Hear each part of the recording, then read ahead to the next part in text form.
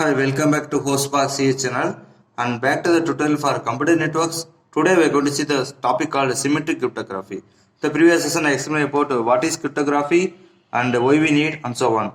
So there are two types of cryptography. One is called symmetric, one more is asymmetric. Symmetric in the sense the name implies or say it means same key. Only one key changed for encryption decryption. So we can say the definition here, it is the simplest kind of encryption techniques that involves only one key to encrypt and decrypt.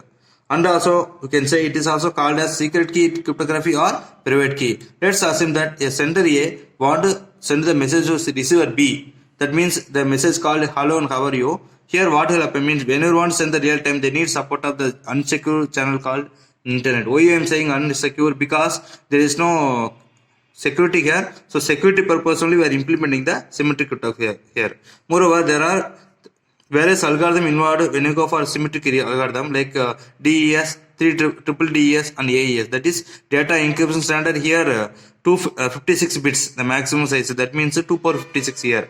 And 3DES support up to 192 bits and advanced encryption standard AES support minimum of 128 bits and maximum of 256 bits here. Remember.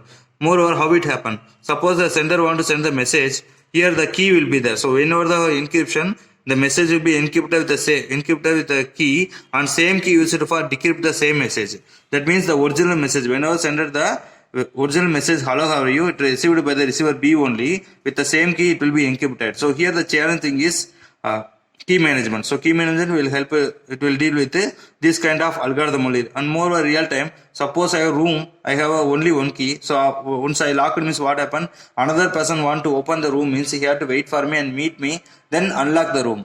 Before meeting me, not possible to unlock the room. So similarly here also, whenever the key is fixed, same key is for decryption.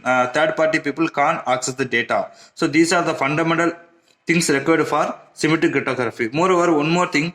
Suppose there will be 4 devices. 4 devices want to connect means how many keys required means based on the permutation and number of vertices, it may require minimum 6 keys. 4 devices, 4 connecting devices want to connect means we need support of minimum 6 and 20 devices one maximum formula is number of vertices plus permutations.